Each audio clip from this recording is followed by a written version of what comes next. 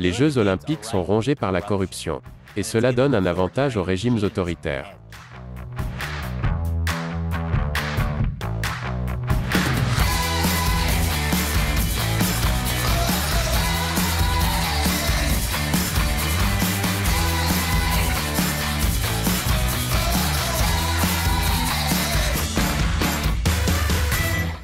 Bienvenue à l'émission Amérique dévoilée, je suis Chris Chappell.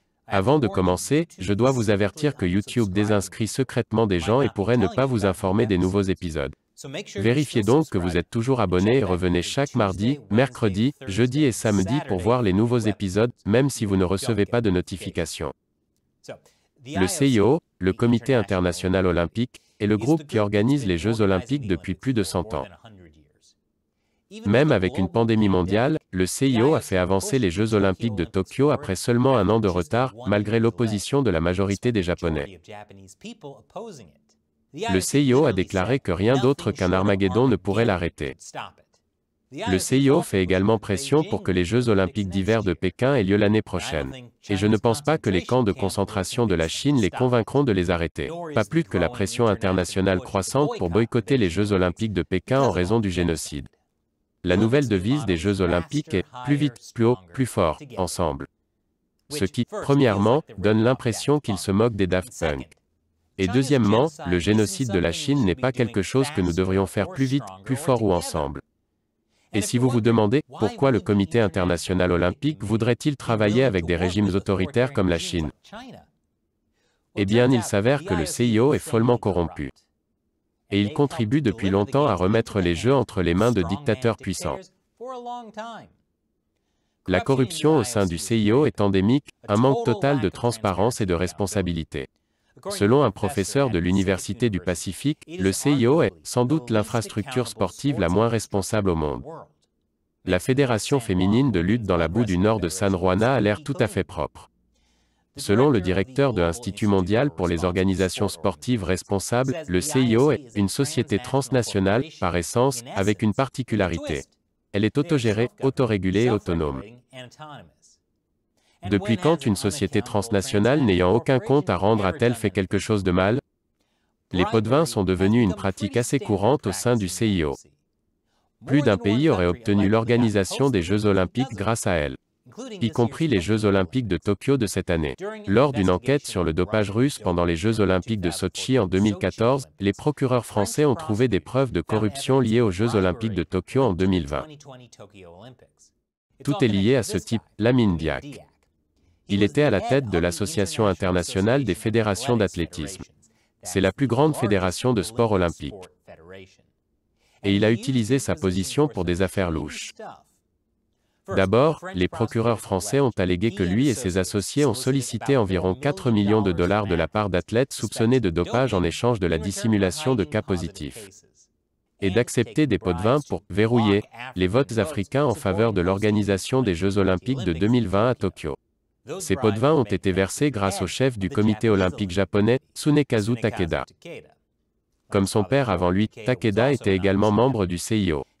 Il a autorisé un paiement de 2 millions de dollars pour garantir la candidature du Japon par l'intermédiaire d'un consultant singapourien que les enquêteurs soupçonnent d'avoir servi d'intermédiaire pour faire parvenir l'argent à Diack.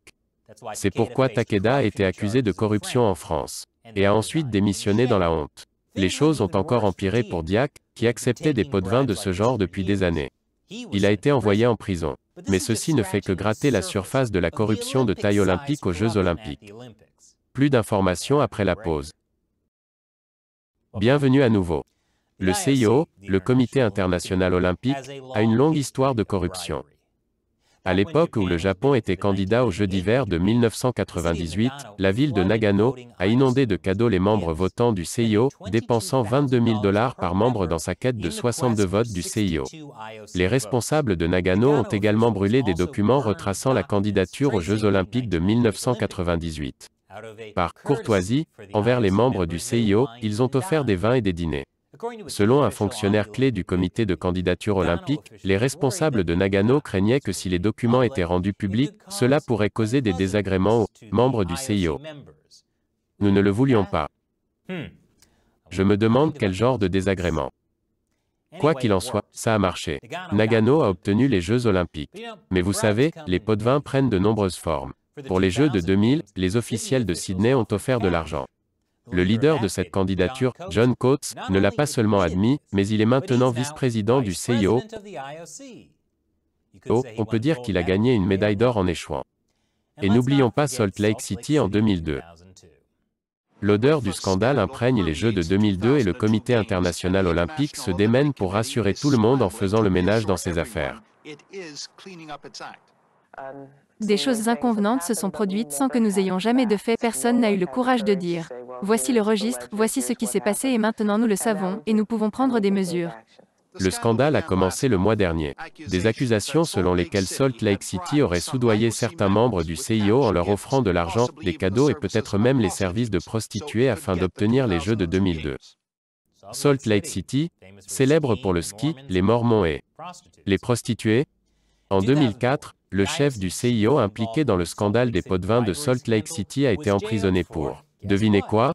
Avoir accepté des pots de vin. Un autre membre du CIO impliqué dans l'affaire de Salt Lake City a également été mis à la porte pour une escroquerie de plusieurs millions de dollars. La liste des scandales est assez longue. Pour les Jeux de Rio de Janeiro en 2016, 2 membres du CIO ont été accusés d'avoir accepté des pots de vin. Un membre de la commission exécutive du CIO a également été arrêté pour vente illégale de billets. Comme je l'ai dit, la liste des scandales est assez longue. Le CIO affirme qu'il fait beaucoup pour lutter contre la corruption. Le CIO a fait tout ce qu'une organisation peut faire pour s'attaquer au problème de la corruption.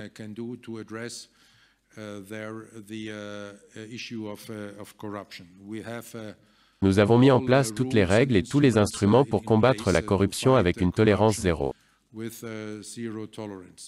Et vous pouvez certainement faire confiance à une société transnationale puissante et innombrable pour se réformer, n'est-ce pas? Mais il y a des problèmes majeurs avec les Jeux olympiques, en plus de la corruption rampante. J'y reviendrai après la pause. Bon retour parmi nous. Même avant la pandémie, les gens se demandaient si l'organisation des Jeux olympiques en valait la peine. Le CIO affirme que les Jeux olympiques présentent de nombreux avantages pour les pays hôtes. Cela prend de nombreuses formes différentes. Le mesurable, une énorme injection de nouveaux revenus dans la ville par le biais de la main-d'œuvre, de l'emploi, du PIB et du commerce, ainsi que des investissements dans le tourisme, la majeure partie de l'argent étant dépensée dans l'économie locale. Le significatif, le développement du sport, la cohésion communautaire, la culture et l'éducation, les sites qui retrouvent une nouvelle vie, une main-d'œuvre avec de nouveaux niveaux d'expérience, et une ville dont la marque et le profil mondial sont à jamais élevés. Et puis il y a ce qui n'est pas quantifiable, la santé et le bien-être, l'inspiration, la fierté d'accueillir les meilleurs athlètes du monde, et une ville et une région investies de nouveaux rêves, d'un nouvel optimisme et d'un nouvel objectif.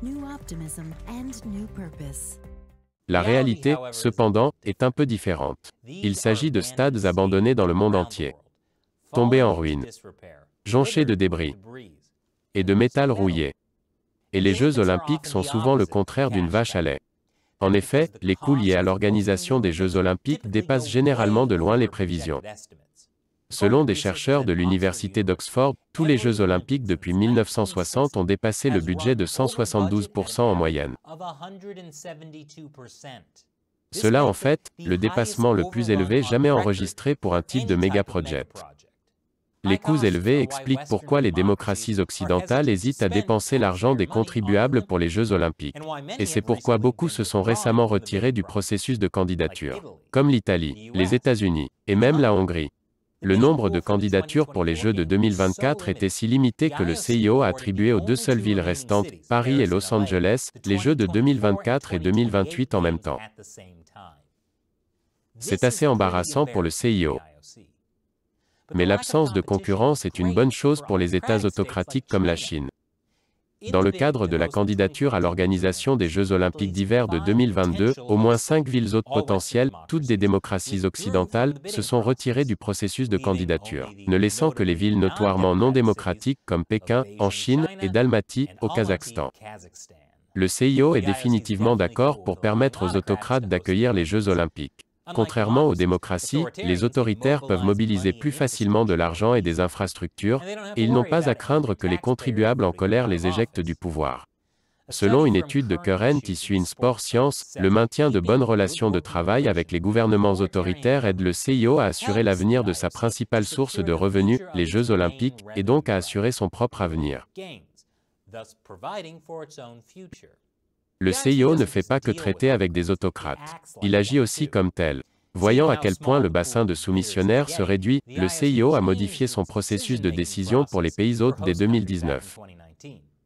Grâce à cela, le CIO a donné à Brisbane, en Australie, des droits de négociation exclusifs en février, laissant de côté le Qatar, la Hongrie et l'Allemagne.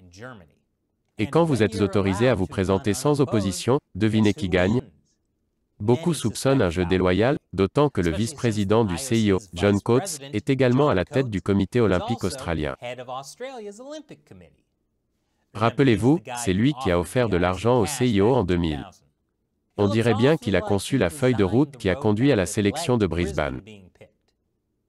Les critiques décrivent la décision comme non transparente, sans concurrence, sans critères compréhensibles. Mais est-ce que ça ressemble à un gars qui trébuche? Vous allez à la cérémonie d'ouverture. Je suis toujours le vice-président du groupe de direction des candidatures, et d'après ce que j'ai compris, il y aura une cérémonie d'ouverture et une cérémonie de clôture en 2032, et vous devez tous vous y rendre et comprendre les parties traditionnelles de cette cérémonie, ce qu'implique une cérémonie d'ouverture. Donc aucun d'entre vous ne reste caché dans sa chambre, d'accord?